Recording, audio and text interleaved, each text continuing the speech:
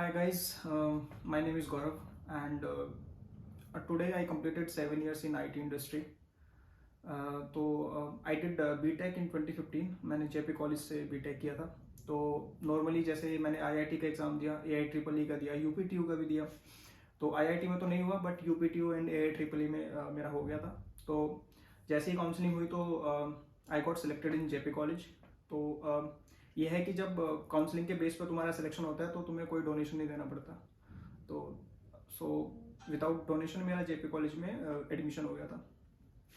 सो जब fourth year में companies आना स्टार्ट हुआ तो फोर्थ ईयर जैसे ही स्टार्ट होता है तो जो सेवेंथ सेमेस्टर होता है उसमें कंपनीज आना स्टार्ट हो जाती है.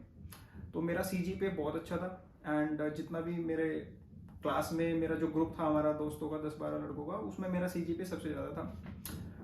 एंड जैसे ही कंपनीज आई मास रिक्रूटिंग, पहली कंपनी आई थी आई गेस इन्फोसिस, फिर कॉग्निजेंट एंड विप्रो. तीनों में आई गॉट रिजेक्टेड और इन तीनों कंपनी में 90% ऑफ द कॉलेज का प्लेसमेंट हो गया था.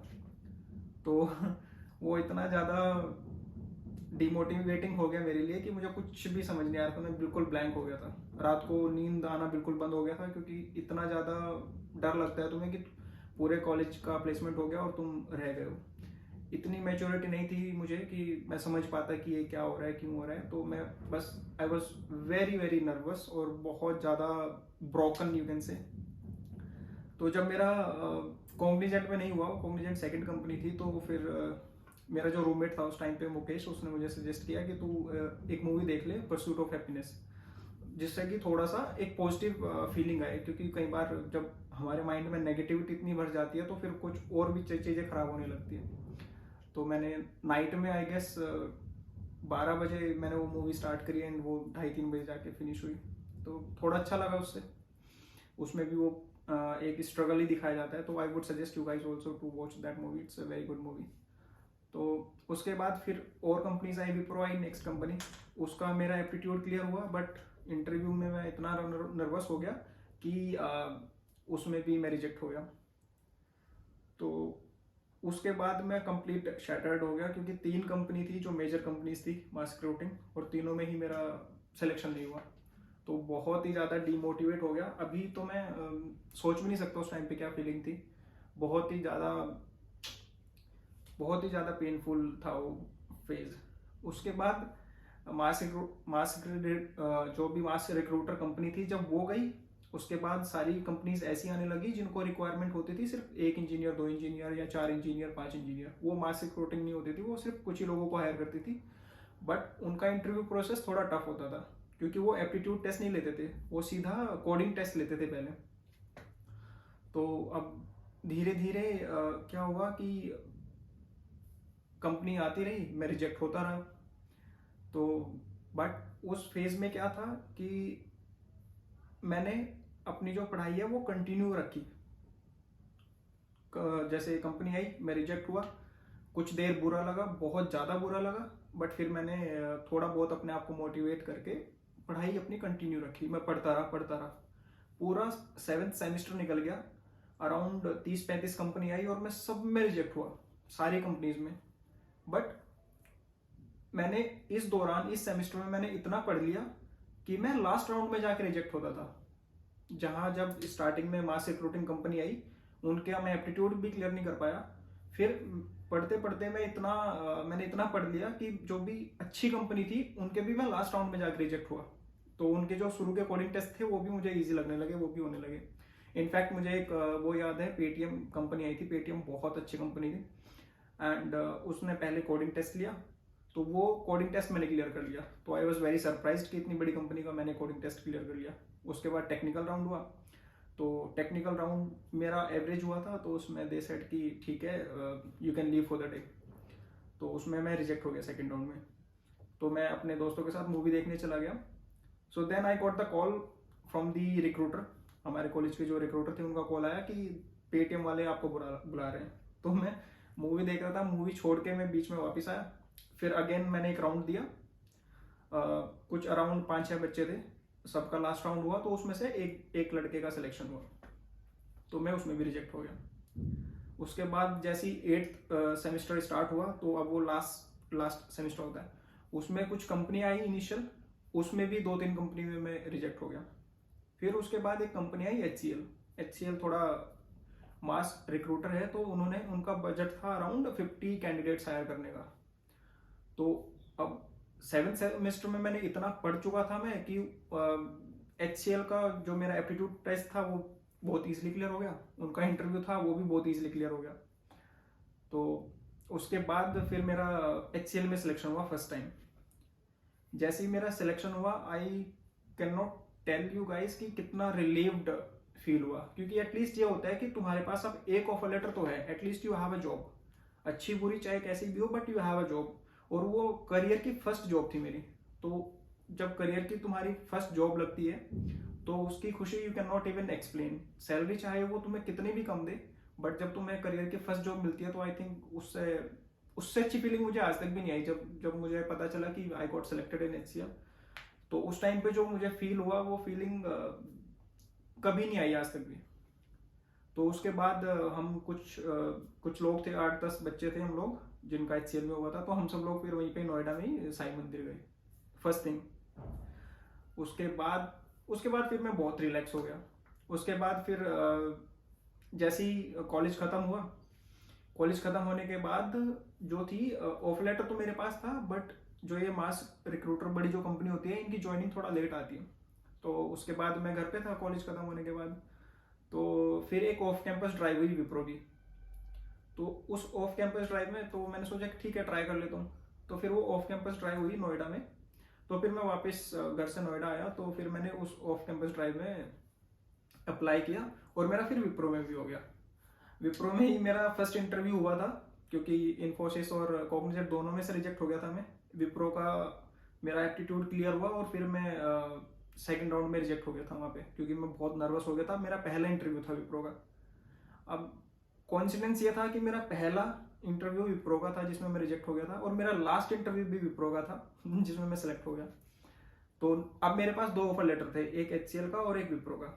तो उसके बाद फिर कुछ टाइम बाद, 1-2 महीने बाद, मुझे विप्रो का ज्वाइनिंग डेट आ गई कि तुम्हारी ज्वाइनिंग नवंबर में है। HCL की तब तक ज्वाइनिंग आई नहीं थी। तो अब मेरे पास तो 2 ऑफर लेटर थे, दोनों कंपनी सिमिलर है, तो जो भी कंपनी बुलाएगी, सो मेरा था कि जिसमें भी जो भी बुलाएगा उसमें चला जाऊंगा मैं। तो नवंबर में मेरी ज्वाइनिंग हुई फिर बैंगलोर में।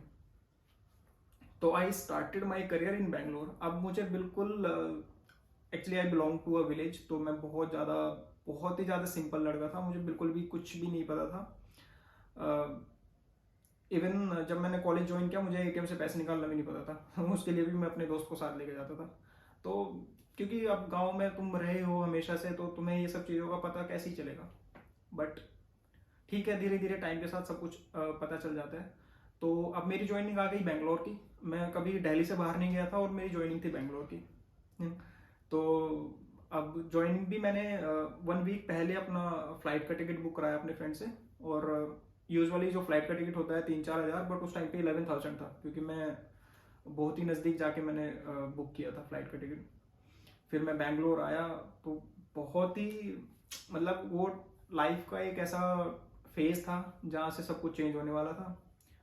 तो फिर मैं बैंगलोर गया। वहाँ पे बैंगलोर में मेरा इलेक्ट्रॉनिक सिटी में विप्रो का ऑफिस था। वहाँ पे जाके हमारी ज्वाइनिंग हुई। इतना बड़ा कैंपस है वो इलेक्ट्रॉनिक सिटी का कि वहाँ पे अराउंड 10-20 हज़ार लोग काम करते हैं। फिर वहाँ पे ज्वाइनिंग हुई, फिर 3 महीने की ट्रेनिंग हुई वहाँ पे। और अब देखो उसमें भी एक ये है कि अब मैंने बीटेक किया अपना IT से, तो कोडिंग पढ़ी, C++, डेटा स्ट्रक्चर, जावा, PHP, सब कुछ जो भी कॉलेज में पढ़ाया जाता है सब कुछ पढ़ा। 2 साल जावा की कोचिंग ली बाहर से। बट वहाँ पे जाके क्या हुआ, बिल्कुल ही चेंज हो गया। वहाँ पे जो प्रोफाइल मिली वो प्रोफाइल मिली सपोर्ट प्रोफाइल, नेटवर्किंग।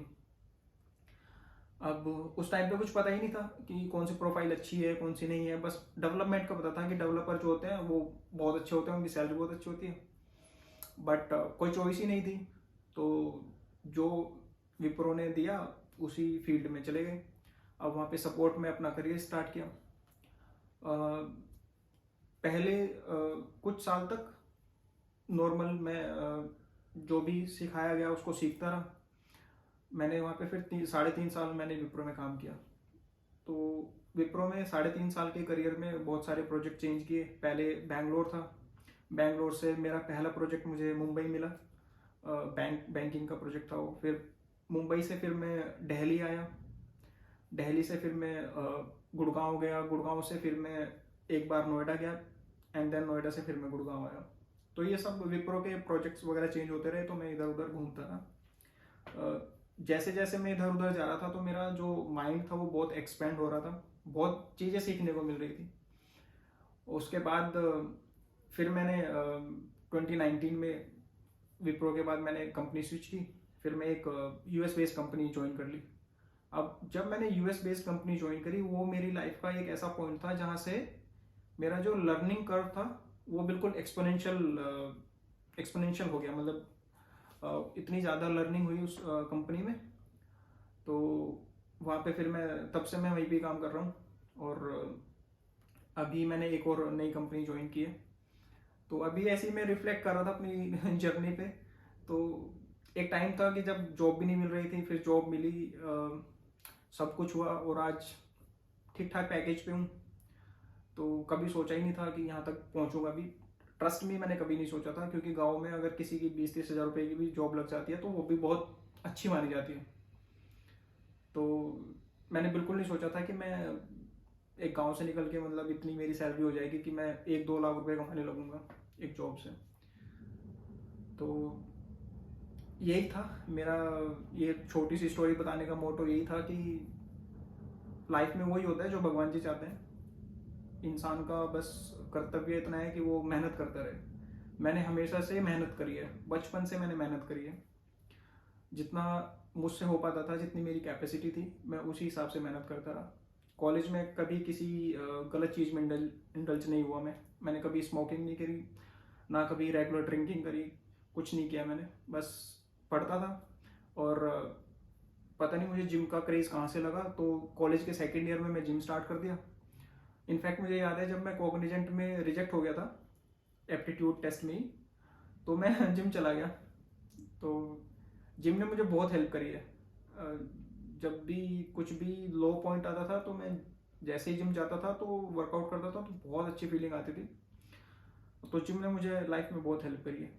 और जिम की वजह से ही शायद मैं किसी और चीज़ों में इंडल्ज ही नहीं हुआ। तो क्योंकि मुझे एक हेल्थ कॉन्शियस हो गया था मैं। जब तुम जिम करते हो, स्वेट करते हो, तुम मेहनत करते हो, तो फिर किसी और चीज़ में तुम अगर कुछ भी गलत चीज़ करोगे, तुम्हारी बॉडी पर नेगेटिव इम्पैक्ट होगा, तो तुम्हें खुद को गिल्टी फील होगा कि यार एक तरफ तो मैं मेहनत कर रहा हूँ और दूसरी तरफ मैं ये सब चीज़ें कर रहा हूँ।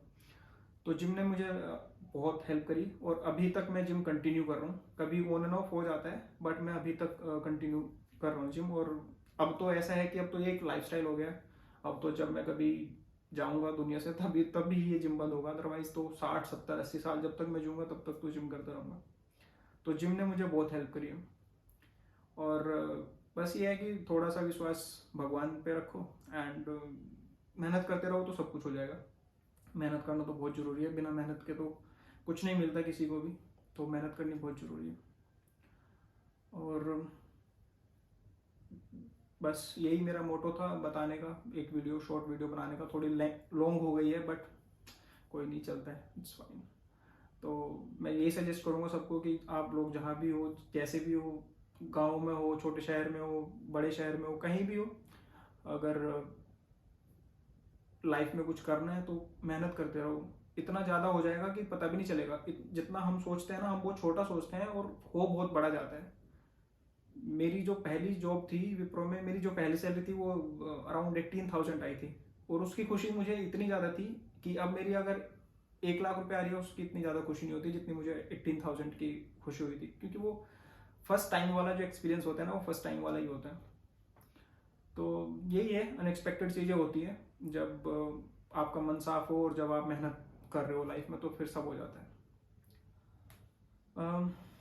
या दैट्स इट। या सो ठीक है, यही था। आई वुड से कि लगे रहो जहाँ पे भी हो, आप जो भी कर रहे हो। आज का टाइम तो ऐसा है कि आप कुछ भी कर सकते हो, not just study.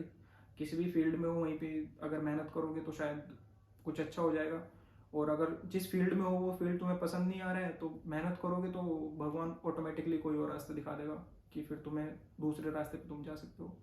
But one thing is common कि किसी भी फील्ड में जाओ, कहीं भी जाओ, मेहनत थोड़ी करनी पड़ेगी। और भगवान पे भरोसा बना के रखो, कुछ भी कितना भी लो पॉइंट आ जाए तो अपने आप को थोड़ा पॉजिटिव रखो। क्योंकि जब मैं भी कंपनी से रिजेक्ट हो रहा था तो बहुत ज़्यादा डिप्रेसिंग हो जाता है वो। तो उस टाइम पे थोड़ा भगवान को याद रखो और अपने आप को अंदर से मोटिवेट करने की कोशिश करो कि ये फेज़ भी निकल जाएगा, सब हो जाएगा, टेम्परेरी फेज़ होते हैं ये लाइफ के। आज जब मैं सोचता हूँ कि मैं इतनी बार रिजेक्ट हुआ तो वो कहीं ना कहीं मुझे हेल्प ही की उस चीज़ ने। क्योंकि मैं जितनी बार रिजेक्ट होता रहा उतनी बार मुझे कुछ नया सीखने को मिलता रहा कि मैं क्यों रिजेक्ट हो रहा हूँ या ऐसा क्या है जो मैं मिस कर रहा हूँ। तो हर बार तुम अपने आप को इम्प्रूव करने की कोशिश करते हो फिर। एंड नाउ अभी तक तो आई गेस मैंने 50 कंपनी से ज़्यादा के मैं इंटरव्यूज़ दे चुका हूँ।